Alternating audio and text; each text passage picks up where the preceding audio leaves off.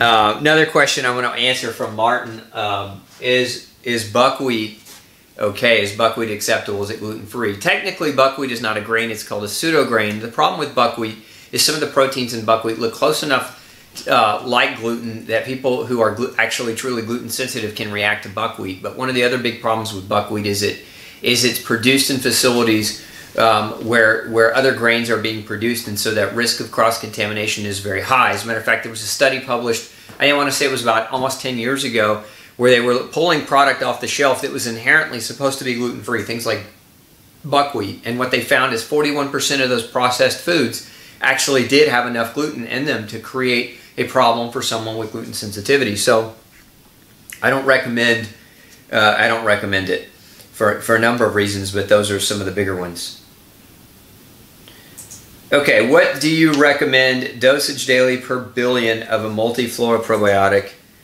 It depends. I generally, again, when it comes to probiotics, when it comes to recommending supplements, if you're asking me what I recommend, there's two answers to that question. One is, if you're in my office, I'm testing you, so it's not like here's a generic amount. Here's 10 billion colony-forming units of a probiotic that I recommend generically to everyone. But again, that's if you're coming into me and you're seeing me. I'm going to do the right testing to try to help determine what it is that you need. But if we're just talking about a generic recommendation for a supplement, 40 billion plus is a decent dose. 40 billion colony-forming units. So if you want to look up, we have a really good one that's not grown on grain-based cultures called Biotic Defense. Very good probiotic. It's got about 42 billion of some of the most hardy strains of bifido and lactobacillus, because one of the things about probiotics is they have to survive the stomach acid, get down into the intestine to be able to properly colonize. So we want to make sure that that can happen. So we use hardier strains. A lot of people just throw in the mix whatever strain, but certain strains are known for being hardy enough to survive that stomach acid. So that's one of the reasons why we want to use a hardy species or multiple hardy species of probiotics. Okay. I love this. Slew says, came across your talks via the Autoimmune Summit. Life-changing, comprehensive work. Thank you for all you. Extremely appreciated. What are your thoughts on spinal health, overall health, like digestive? So lots of thoughts on that, Slew. Spinal health is very important. Your spine houses your central nervous system. It houses your spinal cord, which your spinal cord has the branches of nerves that feed everything. If they feed your extremities, they feed your organs, and vice versa. So think of your spinal cord as a two-way highway that connects your brain to the rest of your body. And so information is going out from your brain and coming back from your organs and other tissues. And so there's this two-way communication, right? And so if spinal health is poor, then that two-way communication can be hindered. It can be diminished. So spinal health is extremely important. It's part of the triangle of health. If you watch the autoimmune, those of you who didn't watch the Autoimmune Revolution, go to autoimmunerevolution.org. We call it AIR for short, autoimmunerevolution.org, and watch it. I think the replay is still going on, and if it's over already, then pick up a copy. You can purchase the entire event. It's about 35 hours worth of material, and definitely worth your money if you haven't watched it and you want more of this information. But one of the major concepts that I discuss is the triangle of health. And, in kind of brief synopsis of what that is, you've got your genetics play a central role. So in the center of this triangle is your DNA. And your genes are like light switches. They can be flipped off or on. And they're flipped off and on based on your choices. So when you make a choice, you turn on a gene or you turn off a gene. For example, if you make the choice to eat a bunch of sugar and not exercise, you turn on your genes that produce insulin. And the reason why you do that is because your body knows that all that sugar and lack of activity, that sugar needs to be controlled. So your body naturally makes more insulin to keep you from dying from a diabetic coma. So your body is responding to your choices. It's adapting to your choices. Remember, adaptations are healthy for you. They keep you alive. But if your body is forced to adapt to bad behavior for long periods of time, that's what we call illness. Remember, illness is nothing more than your body adapting to try to warn you, and you ignoring those warnings long enough that doctors now can take your set of symptoms or your cluster of problems and give you a diagnosis. Keep that in mind. So that's really what all disease boils down to, unless we're talking about trauma, okay, or unless we're talking about just gross acute infections. So most of our chronic diseases, autoimmune diseases particularly, fall under this auspice. The P, the C, and the S, what does that stand for? The P, because the question was spinal health, the P is physical health. And so physical health has to do with the spine, the shape of the spine, the structure of the spine. It also has to do with the structure and the shape of the muscles, the toneness of the muscles, whether or not they're in atrophied state or whether or not they're nice and limber and flexible, right? It's the physical frame. It's what you can see with your eyes. For example, physically, have you ever seen somebody limping or hobbling, right? They obviously either have a muscular imbalance or they have some type of physical pain somewhere that's changing the nature of the way their body moves. That's a physical aberration. The C stands for chemical. This is what we specialize in measuring biochemistry. That's food. That's nutrients. That's whether or not a person has bacterial or viral or other types of microorganism imbalances. That's whether or not a person's being exposed to chemicals on a frequent enough basis that it bombards their system to create illness. And then the S is the spiritual, emotional. So think of this as, you know, maybe not all of you are religious, I am, but the spiritual is your spiritual connection. If you're not religious, it's your emotional connection with people around you and with the earth. So if you are at a job that sucks your soul dry every day you go in, that's an example of putting yourself in a poor emotional environment. If you're around an abusive spouse or an abusive friend, or if you've got relationships that are very combative, this is an example of putting yourself in an environment that's not going to be great for you. So all three of these work together to influence the behavior or the light switches of your genetic code. So it's all important. I mean, physical health is equally as important as biochemical health. So you can't separate one from the other. And that's the whole point of holistic medicine. Holistic medicine doesn't piecemeal things. It doesn't take only the chemicals. See, this is what doctors would have you believe, that if you have a chemical imbalance and that they could give you a drug to fix your chemical imbalance. But drugs don't fix a chemical imbalance. Drugs manipulate chemistry and change the way that you feel, but they don't fix why the chemistry was imbalanced in the first place. They only add further artificial kind of interference, if you will. And that's why drugs don't cure disease, unless we're talking about, specifically, we're talking about like an antibiotic that can cure an infection, a bacterial infection. There are certain, there certainly are exceptions to the rule, but generally speaking, medicines given for chronic degenerative diseases do not cure the diseases. They mask the symptoms, allowing you to have a false perception that you're doing better, and it allows you to keep making the same physical, chemical, and spiritual mistakes repetitively so that the disease progresses and the medicines just keep piling on. And that's where a lot of people are in this world. The medicines keep piling on, and they don't, they don't actually fix the underlying issue. Okay, so Kristen says, I can't get my husband to understand the importance of being gluten-free for himself and our daughter, who's 3 and diagnosed with autism. He spoke with other people's parents and pediatricians who know nothing on nutrition and takes their word over mine.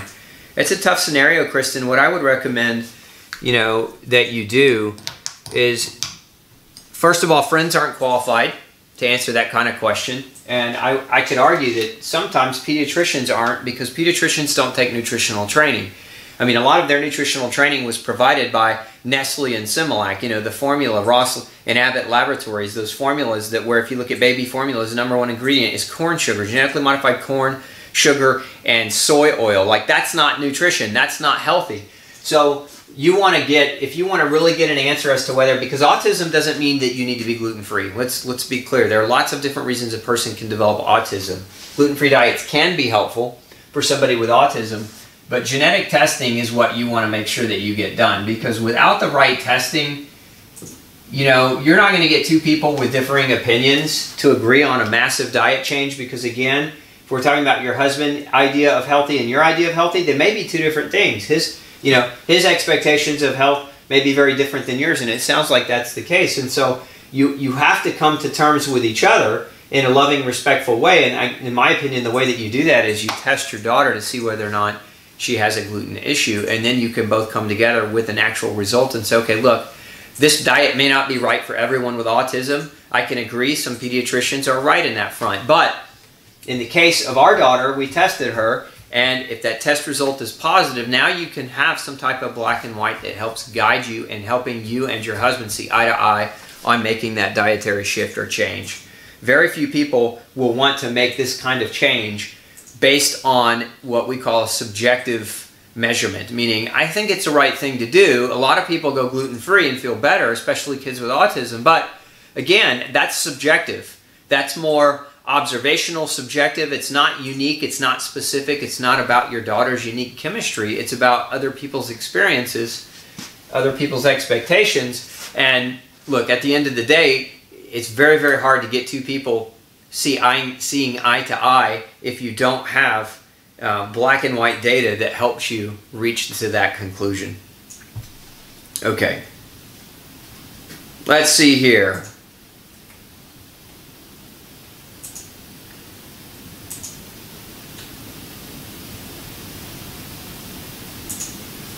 So,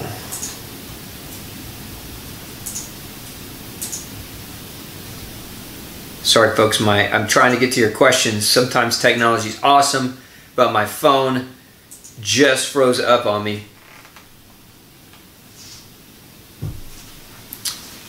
Denise says, just had my first kidney stone. I'm gluten sensitive, intolerant, along with fructose malabsorption. Do you think these problems could also cause this? I mean, it's hard to say. Kidney stones come in different flavors and varieties, and the most common is for kidney stone is a type of stone called calcium oxalate stone. Without having, whether or not the doctors took your stone, if you were able to collect it and have it analyzed.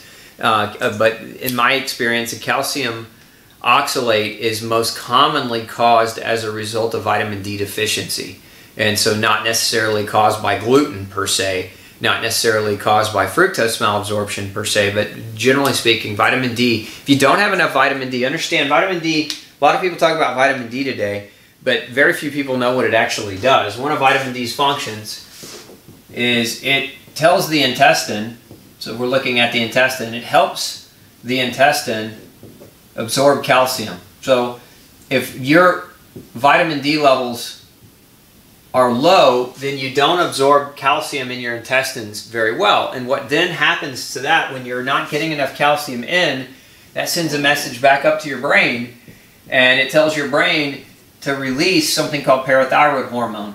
And parathyroid hormone, or PTH, is going to go to your bones, and it's going to tell your bones, that's my rudimentary bone stick there, it's going to tell your bones to release calcium into the bloodstream.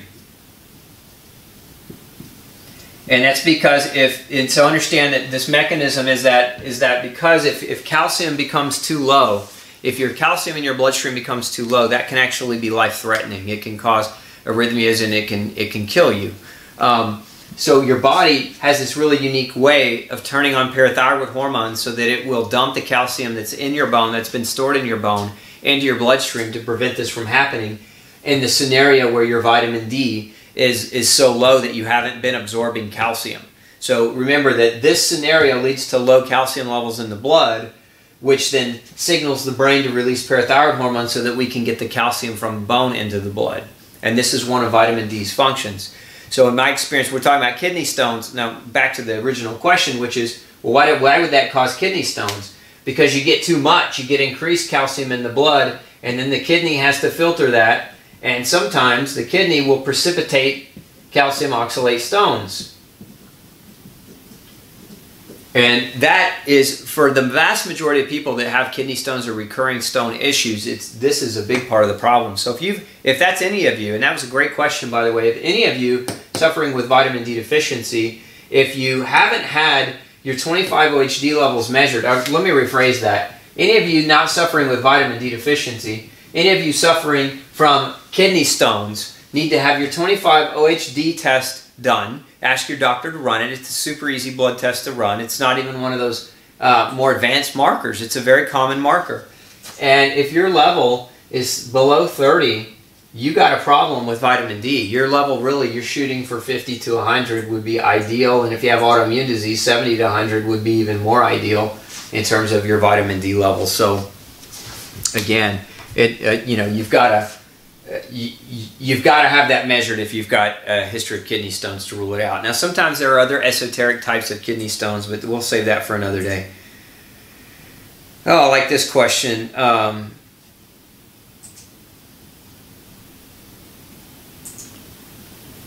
Do I think that recovery from chronic fatigue syndrome is possible? It's absolutely possible. Look, Dana, this goes for any of you listening. If you don't have hope that you can recover, guess what's going to happen? Very simple. I mean, this is not a semantic type of answer, but the lack of hope, an absence of hope, is hopelessness, right? And if you have hopelessness,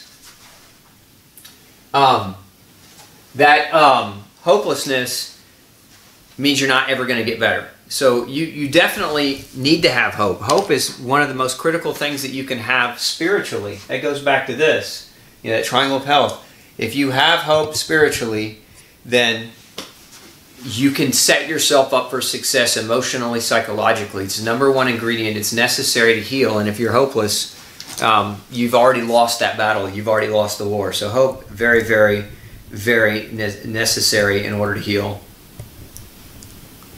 Okay.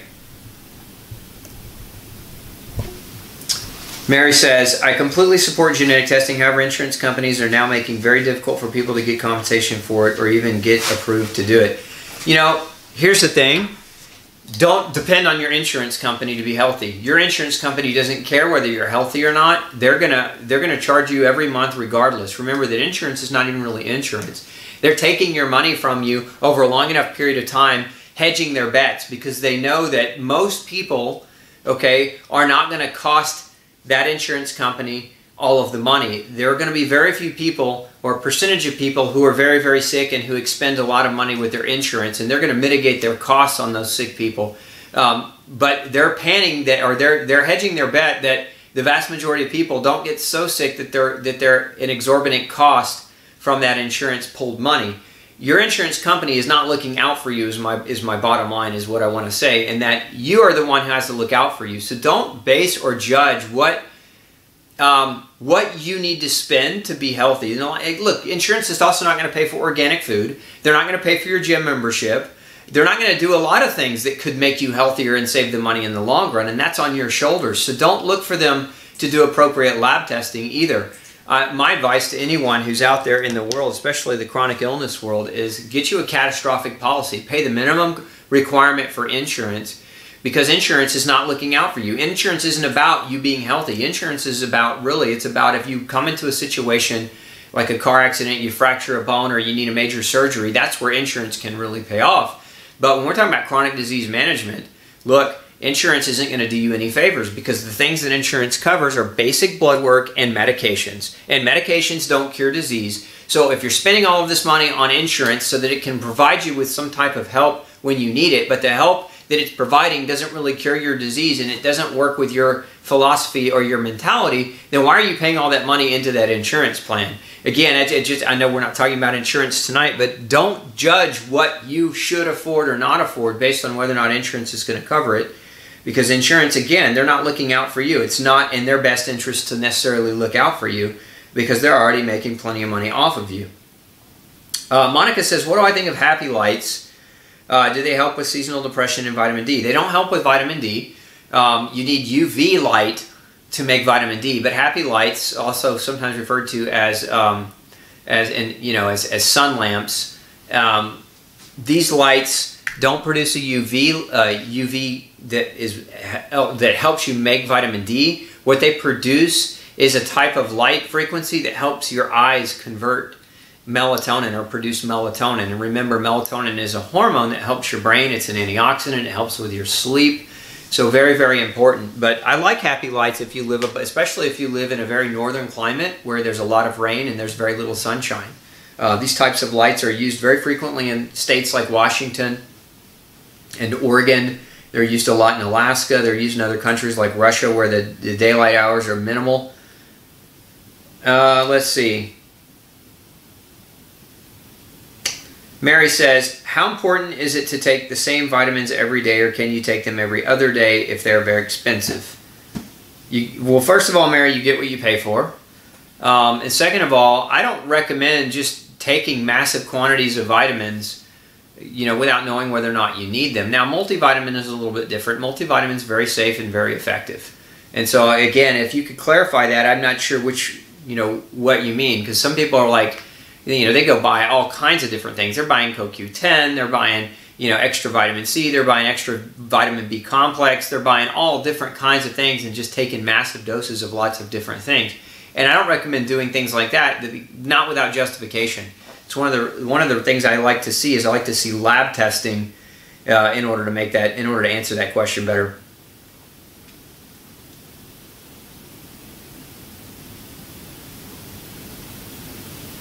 Yeah, Daniel says, having muscle spasms and twitching all the time turns into extreme stiffness. I have an irregular heartbeat. Could these be from my celiac? Any suggestions? All lab tests come up. Let's see here. All lab tests come up normal. I'd say you're probably not getting the right lab test done, Daniel. You've really got to push your doctors to run more advanced nutritional screening. It could be from celiac because one of the side effects of celiac is damage to the intestine that causes malabsorptions of vitamins and minerals. And so very, very much so, muscle spasms can be an imbalance in things like calcium and magnesium and potassium. So that is a very big possibility, but without doing proper, and I'm not talking about serum or blood levels, you got to get intracellular levels. So ask your doctor to order intracellular levels of nutrients and you'll get a better answer as to whether or not that's creating a problem. Okay. Where do I recommend to buy Happy Light in Alberta, Canada? Do we have that link? Can we put that link up for Happy Lights? We can put that up in the feed. There are a number of different companies, and there are a lot of different companies that do it. Somebody's asking if No Grain, No Pain, the book, is available in Spanish. We're working on it. Not yet, though. We can get it in German and Polish and Chinese and several other languages, but unfortunately not yet Spanish. All right.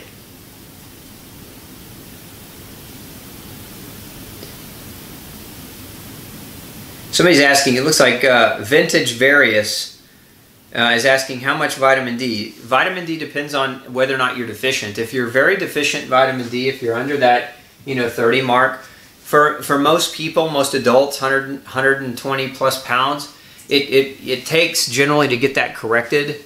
It can take 10,000 units a day in micellized vitamin D, and that's vitamin D3, cholecalciferol. A lot of doctors will prescribe something called ergocalciferol, which is the inactive form of vitamin D, and they'll give it to you in 50,000, not 10,000, but 50,000 unit pills and tell you to take one a week. That's not enough. One 50,000 unit pill a week for an average adult who's very vitamin D deficient is not going to move their vitamin D levels very, very much at all. You might get 5 to 8 points of increase with that dose, but you're not going to get the dose increase that you really need with a 150,000 IU cap a day. Again, 10,000 units a day of a micellized version, which equates to 70,000 a week, is enough to really get good correction for most people.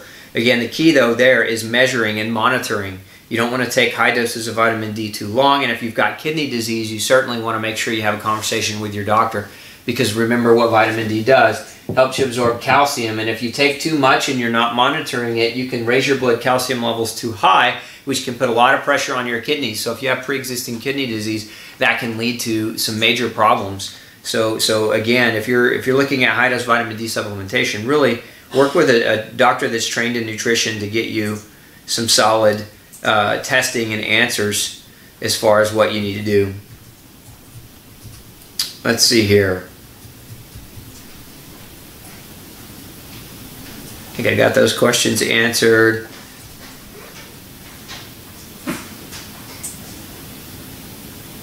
So Elena says, I have discovered that I have endometriosis. The doctor suggested a biopsy. My concern is that if the growth happens to be malignant, those cells get into the blood, it may spread. Any suggestions? Well, endometriosis is not cancer. So, unless your doctor says there's endometriosis, but we also see that there's a tumor and we suspect that that might be cancerous, endometriosis itself is not a cancer. So, you might just have a deeper conversation with your doctor. If he thinks there's a tumor there, then talk with him about the risks of a biopsy transmitting those, if there is a tumor, transmitting those cells into the bloodstream, and the risk of metastasis from having a biopsy done. That's the best answer I can give you with a very limited information, though. Let's see.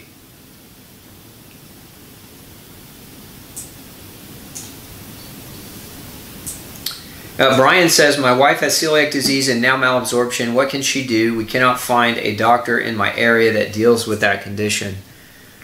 You know, there's a lot that you can do. If she's got celiac disease, the number one thing that she can do, hands down, you know, without any doctor's help at all, is go buy a copy of No Grain, No Pain and have her read it cover to cover and have her follow the diet protocol in Chapter 7 and 8. That's step one, hands down. Follow that Chapter 7 and 8. All it is diet change.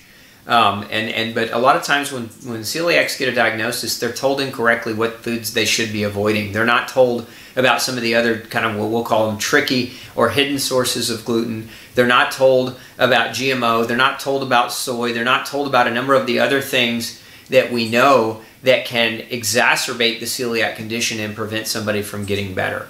So that would be step one. And then if you read Chapter 10 and 11 in the book, I kind of outline different types of lab tests and other things that you should be asking a doctor to do.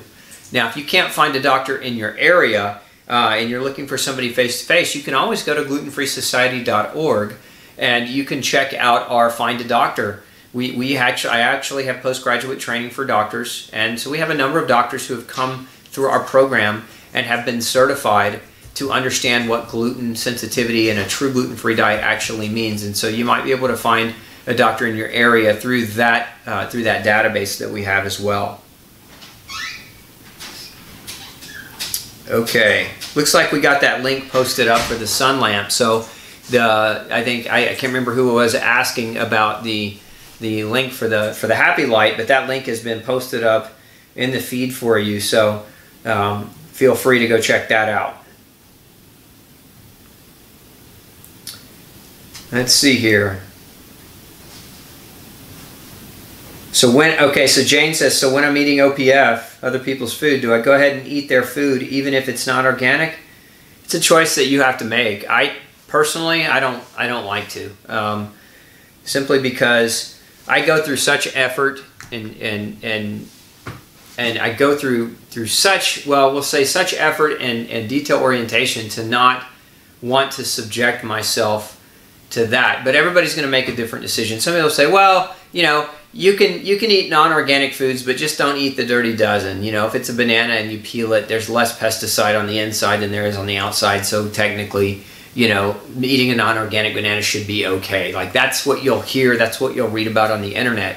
But I look at it very, very differently. When a farmer has to spray pesticides and other chemicals in order to grow food in their ground, and we're eating that food repetitively, it's a slow form of poison. You're getting that slow form of poison. Look, the most dangerous forms of poison aren't quick poisons. Quick poison's easy. You can pick it up. You can feel it. You can feel bad immediately. You know it's a quick poison. Slow poisons, in my opinion, are much more dangerous. And so eating other people's food when it's not organic, if you make a habit out of doing that on a regular basis, I think you're going to land yourself in trouble. So I personally don't recommend it. You know, but that would fall on you.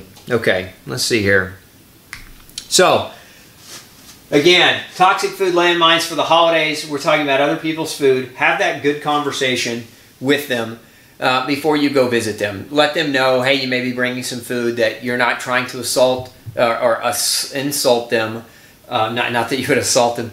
Insult them, and you're not trying to spit on their hospitality, so to speak, right? You're just really trying to get healthy, and again, have that conversation in a loving and a respectful way so that you can set the stage for success when you do travel to someone else's house and you don't get into this whole game of being guilted into eating something that you shouldn't. Understand where other people are coming from, other people's expectations. You know, if you don't understand where they're coming from the psychological perspective, then you don't come across as a nice person. You come across as a food snob, and then they brand you as such, and then that can create friction in relationships and other things. But so understanding where they're coming from and their expectations, and knowing that you're not expecting them to meet you at your level, you're just expecting them to respect your wishes to not eat what they're eating. In essence, you're asking them to respect your decision about what you can eat or can't eat, and you're also at the same time not demanding that they do something different just because of you. If you've got kids, don't sanction or justify the dyes, the chemicals, and the sugars just because a grandparent wants to spoil them. Again, that goes back to the communication. Have a conversation. Communicate, even with those family members, and educate your children. Spend the extra time educating your children. Your body is your temple, right? And if you're spiritual, we all know that. It's part of what's in the Bible. Your body is your temple. It's the one thing that you have in this world that is sacred, that you have to take care of. And if you're not taking care of it, remember the strongest pathway to health is self-love. If you love yourself, then you will have the capacity to love others infinitely. But if you don't love yourself, you're starting from a false premise, and you can't spread love very effectively if you're not loving and taking care of yourself. So lead by example first. Very, very critical, very, very important that you lead by example, and that you don't ask your kids to do things that you're not willing to do. But you also need to educate them from a very early age, so that you remember, there's a lot of brainwashing, there's a lot of social engineering, there's a lot of, you're fighting against food advertising, you're fighting against doctors, you're fighting against other people's expectations, you're fighting against a complete paradigm that has been kind of molded and created over the last 100 years. It is on it's on its head. It's Alice in Wonderlandian like. It's absolutely wrong. So you've got to make sure that you spend the time and the effort before the day, so that at least their understanding of what you're trying to do, and when you're protecting them by not allowing them to, you know, basically kill themselves with permission. If we can, Denise is asking if we can put a link up to doctors who've gone through parts of our program. Oh, it looks like we already got that done. Awesome. Monica, yeah, we take on new people all the time. Feel free to call our office at Origins Healthcare, and we can put that up in the feed for you too. Okay, let's see if I got any more questions before we wrap it up.